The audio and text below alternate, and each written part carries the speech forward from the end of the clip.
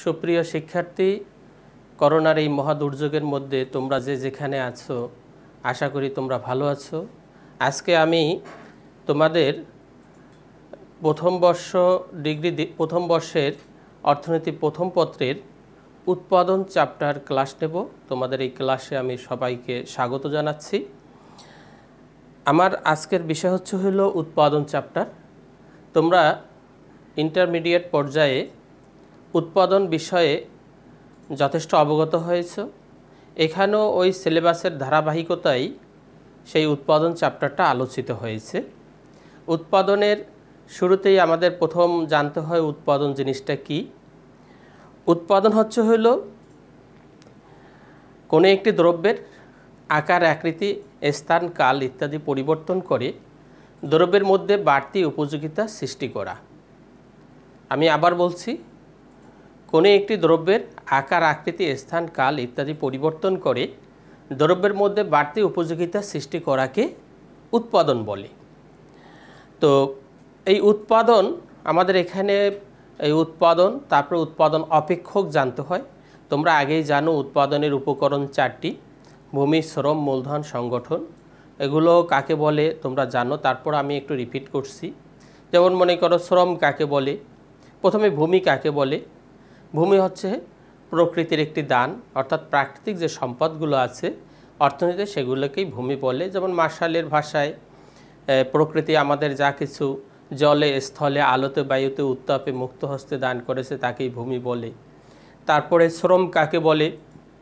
শ্রমের সংজ্ঞাটা হচ্ছে এরকম: কোনো একটি দ্রব্য উৎপাদনের লক্ষ্যে একজন শ্রমিকের শারীরিক ও মানসিক যে কর্মপ্রচেষ্টা তাকেই শ্রম বলে।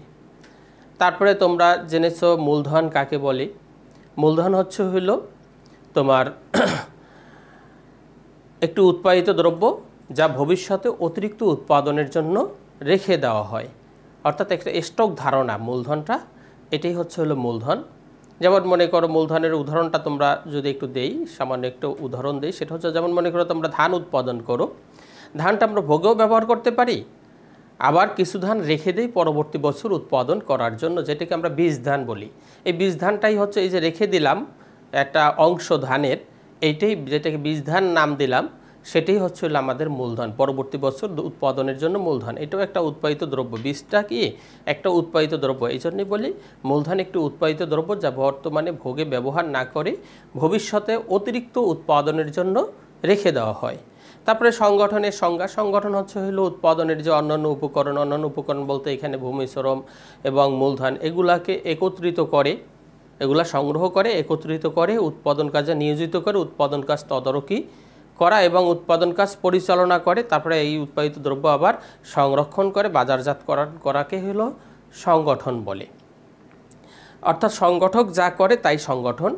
তাহলে এই 4টা উপকরণ উৎপাদনের, আমরা 4টা উপকরণ এখন আমাদের ডিগ্রির সিলেবাসের মধ্যে এগুলো আছে। উৎপাদন কি, উৎপাদনের উপকরণগুলো কি কি। এরপরে আসে উৎপাদন অপেক্ষক। উৎপাদন অপেক্ষক এটাও তোমাদের পরীক্ষায় আসে। উৎপাদন অপেক্ষক বলতে আমরা কি বুঝি। উৎপাদন অপেক্ষক হলো তোমার এই উৎপাদনের উপকরণ, এই যেটা বললাম ভূমি, শ্রম, মূলধন এবং সংগঠন, এই উৎপাদনের উপকরণ এবং উৎপাদনের পরিমাণ, এই দুইটার মধ্যে একটা নির্ভরশীলতার সম্পর্ক আছে। তোমরা জানো, যেমন মনে করো উপকরণ নিয়োগ যত বাড়াবো উৎপাদনও তত বাড়বে, উপকরণ নিয়োগ কমাইলে উৎপাদন কমবে। তাহলে একটা নির্ভরশীলতার সম্পর্ক, একটার উপর আর একটা নির্ভর করে। অর্থাৎ বিশেষ করে উপকরণের উপরে উৎপাদনটা নির্ভর করে। উপকরণ আছে, উৎপাদন আছে, উপকরণ নেই, উৎপাদন নেই। তো এই জন্যই তোমার উপকরণের সাথে উৎপাদনের পরিমাণের একটা নির্ভরশীলতার সম্পর্ক আমরা লক্ষ্য করি। তাহলে এই উপকরণের সাথে উৎপাদনের পরিমাণের যে নির্ভরশীলতার সম্পর্ক, তার গাণিতিক প্রকাশকে উৎপাদন অপেক্ষক বলে। অর্থাৎ উপকরণের সাথে উৎপাদনের পরিমাণের যে নির্ভরশীলতার সম্পর্ক, তার গাণিতিক প্রকাশকে উৎপাদন অপেক্ষক বলে। তা আমরা যেমন একটু যদি দেখাই উৎপাদন অপেক্ষক, তোমরা এগুলো জানো। উৎপাদন অপেক্ষক হলো আমরা এইভাবে লিখি, Q equal to F of L K. এটা হলো একটা উৎপাদন অপেক্ষক। এখানে তোমার কে এল এগুলো হচ্ছে হলো উৎপাদনের উপকরণ, উৎপাদনের উপকরণ কে এল। হ্যাঁ, আরও থাকতে পারে উপকরণ, উৎপাদনের যত উপকরণ আছে অর্থাৎ উৎপাদন করতে যা যা লাগে সেগুলোকে উৎপাদনের উপকরণ বলা হয়। তাহলে এই যে উৎপাদনের উপকরণ এগুলোর সাথে এটা দিয়ে আমরা কিউ দিয়ে উৎপাদনের পরিমাণ বুঝাই, কিউ দিয়ে উৎপাদনের পরিমাণ বোঝায়, এফ হচ্ছে অপেক্ষক নির্দেশক চিহ্ন। তাহলে এই যে উৎপাদনের যে উপকরণগুলো, এই উৎপাদনের উপকরণের সাথে উৎপাদনের পরিমাণের যে নির্ভরশীলতার সম্পর্ক, তার গাণিতিক প্রকাশটাকেই আমরা উৎপাদন অপেক্ষক বলি। তাহলে তোমরা বুঝতে পারতেছো, অর্থাৎ একটা নির্দিষ্ট প্রযুক্তি সাপেক্ষে উৎপাদনের উপকরণের সাথে উৎপাদনের পরিমাণের যে নির্ভরশীলতার সম্পর্ক, তার গাণিতিক প্রকাশকে উৎপাদন অপেক্ষক বলে। এটা একটা গাণিতিক অপেক্ষক বোঝাচ্ছে, ফাংশন যেটাকে বলি ইংরেজিতে। তাই এটি হচ্ছিল উৎপাদন অপেক্ষক। তাহলে এই উপকরণের সাথে উৎপাদনের পরিমাণের যে নির্ভরশীলতা সম্পর্ক, তার গাণিতিক প্রকাশকে উৎপাদন অপেক্ষক বলে। তোমরা এইভাবে লিখে তারপরে এই অপেক্ষকটা লিখে অপেক্ষকের মধ্যে কে এল এগুলো দিয়ে উৎপাদনের অপেক্ষক বোঝাচ্ছে, কে কিউ দিয়ে উৎপাদনের পরিমাণ, এফ দিয়ে অপেক্ষক নির্দেশক চিহ্ন। তো এটাই হচ্ছে হলো উৎপাদন অপেক্ষক। এই উৎপাদন অপেক্ষক আমরা দুইভাবে বিশ্লেষণ করি। একটা হচ্ছে হলো স্বল্পকালীন ভিত্তিতে উৎপাদন অপেক্ষক, আর একটা হলো দীর্ঘকালীন ভিত্তিতে উৎপাদন অপেক্ষক। তা আজকে আমাদের মূল যে আলোচ্য বিষয় সেটা হচ্ছে হলো, তোমাদের যে জিনিসটা আমি বুঝাবো সেটা হলো স্বল্পকালীন একটা উৎপাদন অপেক্ষক, যেটা সেটারই একটা ধারণা, সেটা হচ্ছে হলো পরিবর্তনীয় উপাদান অনুপাত বিধি, যেটা তোমাদের পরীক্ষায় আসে। এই বিধিটাই তোমাদেরকে আজকে আমি বুঝাবো। তোমরা এমনি মোট উৎপাদন কাকে বলে, গড় উৎপাদন কাকে বলে, প্রান্তিক উৎপাদন কাকে বলে এগুলো জানো। তারপরেও আমি সংজ্ঞাগুলো আরেকবার না বললেই নয়, তা আমি বলছি। সেটা হলো মোট উৎপাদন কাকে বলে। মোট উৎপাদন হচ্ছে হলো তোমার বিভিন্ন উপকরণ নিয়োগের ফলে, বিভিন্ন উপকরণ নিয়োগের ফলে যে পরিমাণ উৎপাদন হয় তার সমষ্টিকেই মোট উৎপাদন বলে। তারপরে গড় উৎপাদন কাকে বলে, মোট উৎপাদনকে উপকরণের পরিমাণ দ্বারা ভাগ করলে যা পাওয়া যায় তাকেই গড় উৎপাদন বলে।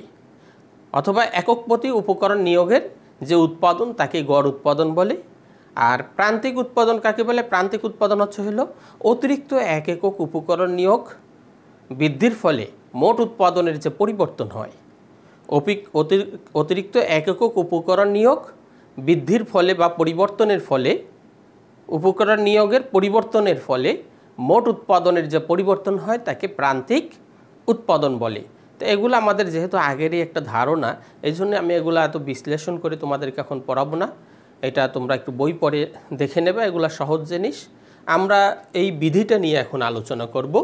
এটি আমাদের যে আগেই বলছিলাম উৎপাদন অপেক্ষক দুইভাবে আমরা বিশ্লেষণ করি, একটা স্বল্পকালীন ভিত্তিতে আর একটা দীর্ঘকালীন ভিত্তিতে।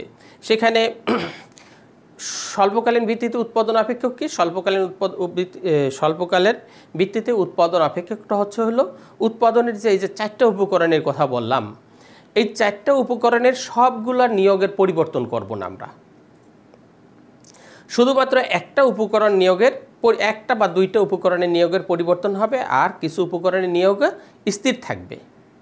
অর্থাৎ কিছু উপকরণের নিয়োগ স্থির রেখে অন্য উপকরণকে পরিবর্তনশীল ধরে যখন উৎপাদন বিধি বিশ্লেষণ করা হয়, উৎপাদন অপেক্ষক বিশ্লেষণ করা হয়, তখন সেটাকে স্বল্পকালীন উৎপাদন অপেক্ষক বলে। আর দীর্ঘকালীন উৎপাদন অপেক্ষক হচ্ছে হলো যখন সকল উপকরণ নিয়োগ পরিবর্তনশীল বিবেচনা করা হয়। অর্থাৎ উপকরণ নিয়োগ কোনোটাই আর কোনো উপকরণই স্থির থাকবে না, সকল উপকরণগুলোই এক্ষেত্রে পরিবর্তনশীল হবে। তাহলে এইটাকেই বলা হয় দীর্ঘকালীন উৎপাদন অপেক্ষক। তাহলে আমাদের এই যে পরিবর্তনীয় উপাদান অনুপাত বিধি, এটা হচ্ছে একটি স্বল্পকালীন উৎপাদন অপেক্ষক। এই স্বল্পকালীন উৎপাদন অপেক্ষকে আমরা একটা উপকরণকে শুধু পরিবর্তনশীল ধরব, আর উৎপাদনের অন্যান্য উপকরণগুলোকে আমরা স্থির ধরব। তাহলে এই পরিবর্তনীয় উপাদান অনুপাত বিধিটা কাকে বলে, সেটা হচ্ছে হলো অন্যান্য উপকরণ স্থির থাকা অবস্থায় কোনো একটি উৎপাদনের উপকরণকে ক্রমাগতভাবে বৃদ্ধি করতে থাকলে বা পরিবর্তন করতে থাকলে দেখা যায় যে মোট উৎপাদন আস্তে আস্তে বাড়ছে, মোট উৎপাদন আস্তে আস্তে বাড়ছে, কিন্তু প্রান্তিক উৎপাদন আস্তে আস্তে কমে যায়। প্রান্তিক উৎপাদন আস্তে আস্তে কমে যায়। এই যে মোট উৎপাদন এবং প্রান্তিক উৎপাদনের মধ্যে যে পরিবর্তন, এটাকেই পরিবর্তনীয় উপাদান অনুপাত বিধি বলে। অর্থাৎ এক্ষেত্রে দেখা যায় যে পরিবর্তনশীল উপকরণের নিয়োগটা যদি আমরা আস্তে আস্তে বাড়াই, মোট উৎপাদন আস্তে আস্তে বাড়ে, কিন্তু প্রান্তিক উৎপাদন আস্তে আস্তে কমে যায়। এক্ষেত্রে দেখা যায় যে গড় উৎপাদনও আস্তে আস্তে প্রথম দিকে বাড়ে, তারপরে আস্তে আস্তে কমে যায়। অর্থাৎ এই যে পরিবর্তনশীল উপকরণ নিয়োগের পরিবর্তনের ফলে মোট উৎপাদন, প্রান্তিক উৎপাদন এবং গড় উৎপাদনের উপর যে প্রভাব পড়ে, সেটা দেখানোর যে বিধি, অর্থাৎ এটা যে বিধির মাধ্যমে দেখানো হয় তাকেই এই পরিবর্তনীয় উপাদান অনুপাত বিধি বলে। তাহলে এই পরিবর্তনীয় উপাদান অনুপাত বিধিটা দেখো আমরা একটা সূচি এবং চিত্রের মাধ্যমে আমরা এই জিনিসটা দেখব। অর্থাৎ সূচি এবং চিত্রের মাধ্যমে আমরা দেখব যে এই পরিবর্তনীয় উপাদান অনুপাত বিধিটা কীরকম কাজ করে। এখানে দেখো আমাদের এই সূচিটাতে পরিবর্তনীয় উপাদান, এক্ষেত্রে আমরা পরিবর্তনীয় উপাদানটা হলো আমরা এক্ষেত্রে শ্রমটাকে পরিবর্তন করতেছি, মনে করো শ্রমকে পরিবর্তন করতেছি, আর উৎপাদনের যে অন্যান্য উপকরণ যেগুলো আছে সেগুলোকে আমরা স্থির বিবেচনা করেছি এক্ষেত্রে। তাহলে এক্ষেত্রে আমাদের এটা হলো টিপি, এটা হলো এমপি, এটা হলো এপি। তাহলে এক্ষেত্রে দেখো শ্রমকে আমরা ক্রমাগতভাবে বাড়াচ্ছি। এক্ষেত্রে দেখা যাচ্ছে যে শ্রমের নিয়োগ যখন 1 একক, মোট উৎপাদন তখন 4 একক, শ্রমের নিয়োগ যখন 1 একক, মোট উৎপাদন তখন 4 একক। তারপরে শ্রম নিয়োগ আমরা বাড়িয়ে দিয়েছি, 1 থেকে 2 করলাম, দেখা যায় মোট উৎপাদন 4 থেকে 6 হয়েছে। শ্রমের নিয়োগ যদি আমরা আরও বাড়াই, এক্ষেত্রে মোট উৎপাদন দেখা যায় যে অর্থাৎ 2 থেকে 3 করলে মোট উৎপাদন 10 থেকে 18 হয়, মোট উৎপাদন 10 থেকে 18 হয়েছে, অর্থাৎ মোট উৎপাদন আরও বেড়ে গেছে। তারপরে দেখো শ্রমের নিয়োগ যদি 3 থেকে 4 করি, তাহলে মোট উৎপাদন 18 থেকে 24 হয়ে গেছে, অর্থাৎ আরও বেড়ে গেছে মোট উৎপাদন। তারপরে 4 থেকে 5 করলে শ্রমের নিয়োগ, অর্থাৎ আরও একজন বাড়াইলে মোট উৎপাদন 24 থেকে 28 হয়, মোট উৎপাদন 24 থেকে 28 হয়। তারপরে 4 থেকে 5 থেকে 6 করলে মোট উৎপাদন 28 থেকে বেড়ে 30 হয়।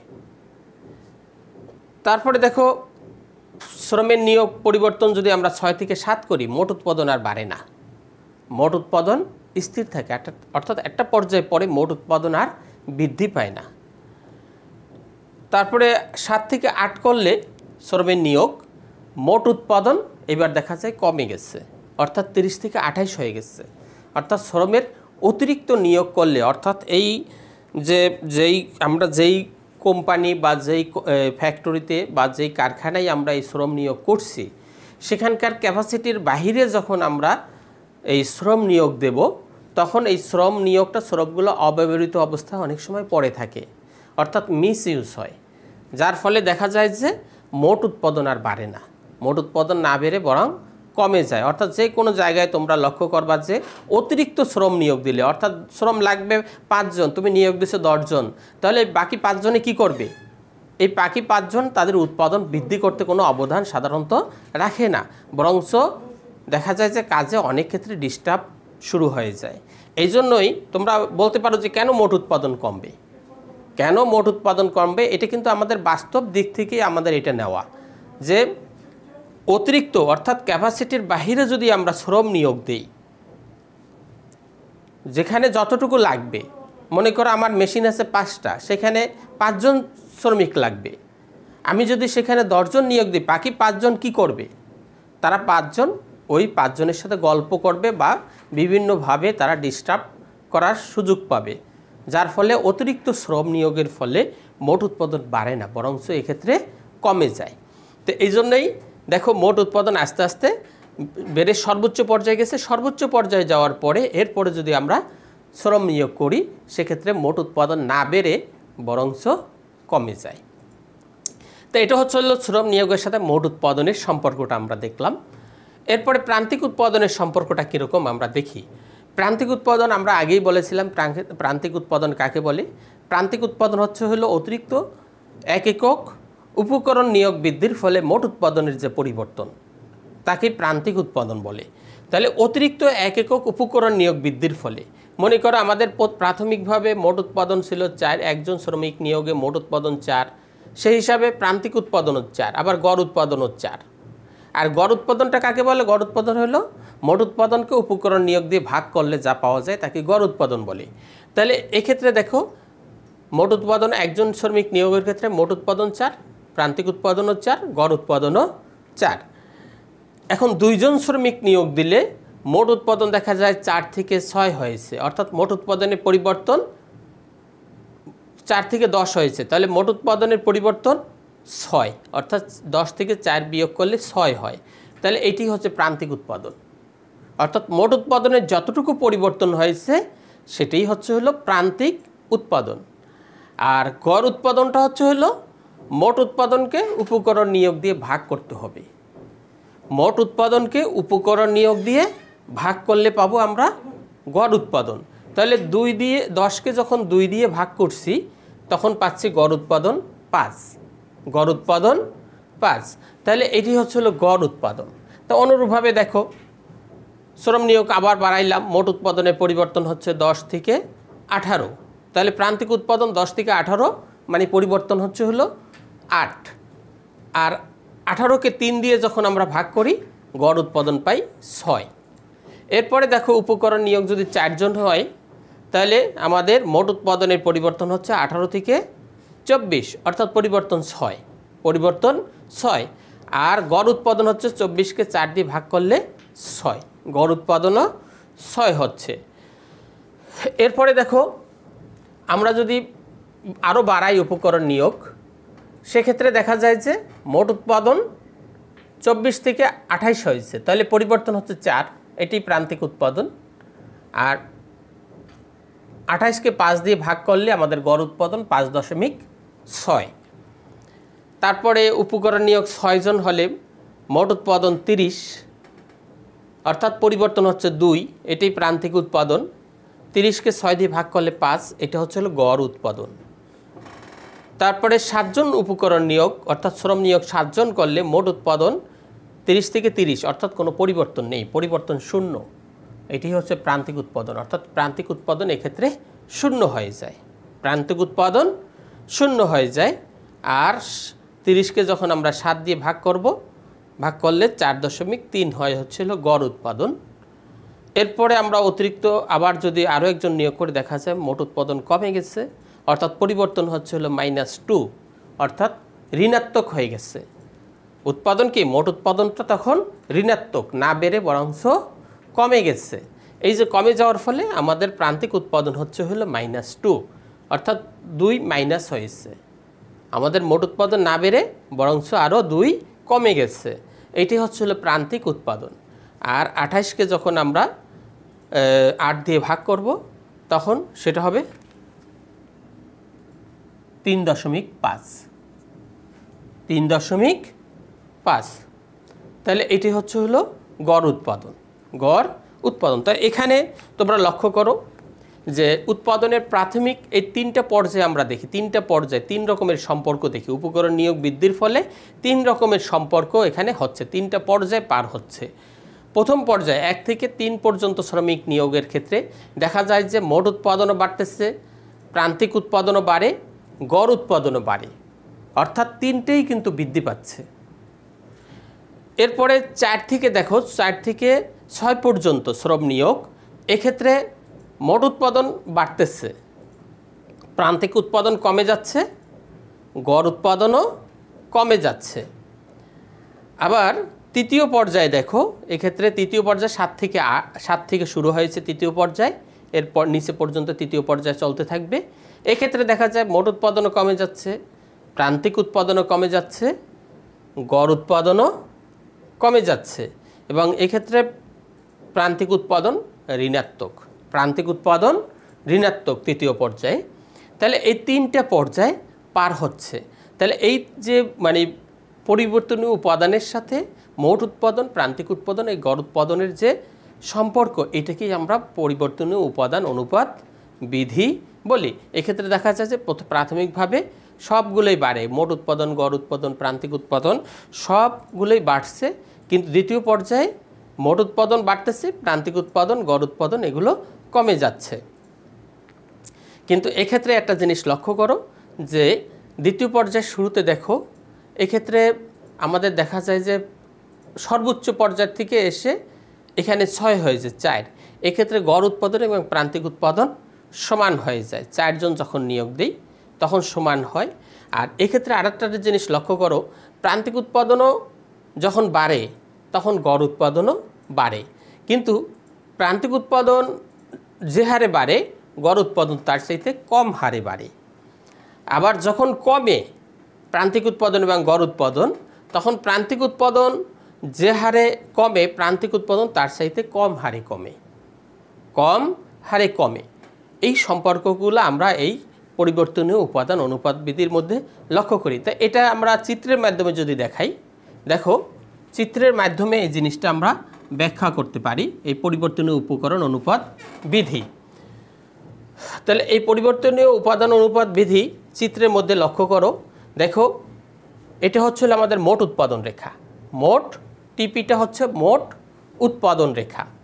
তাহলে মোট উৎপাদন রেখা টিপি, তাহলে এটা দেখো এই এ পর্যন্ত সেটা ক্রম বর্ধমান হারে বাড়তে থাকে, এ থেকে বি পর্যন্ত ক্রম হ্রাসমান হারে বাড়ে, তারপরে এম এ যে এটা সর্বোচ্চ পর্যায়ে গেছে, মোট উৎপাদনটা সর্বোচ্চ পর্যায়ে গিয়েছে, এরপরে আর মোট উৎপাদন বাড়ে না। এরপরে যখন উপকরণ নিয়োগ যদি আমরা বাড়াই মোট উৎপাদন কমে যাবে।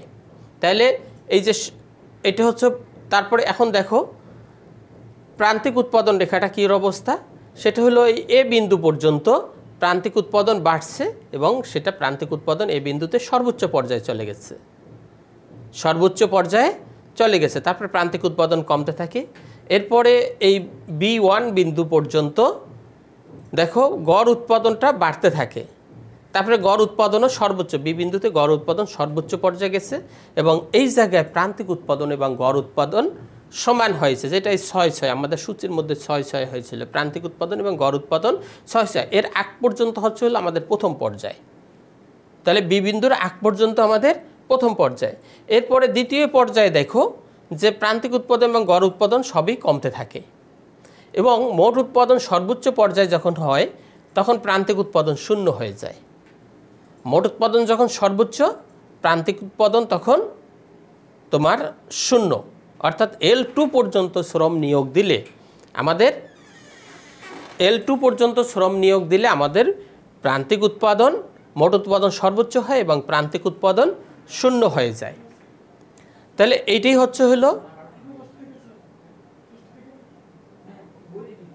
প্রান্তিক উৎপাদন, তখন সেক্ষেত্রে আমাদের শূন্য হয়ে যায়, কিন্তু গড় উৎপাদন তখনও আমাদের ধনাত্মকই থাকে।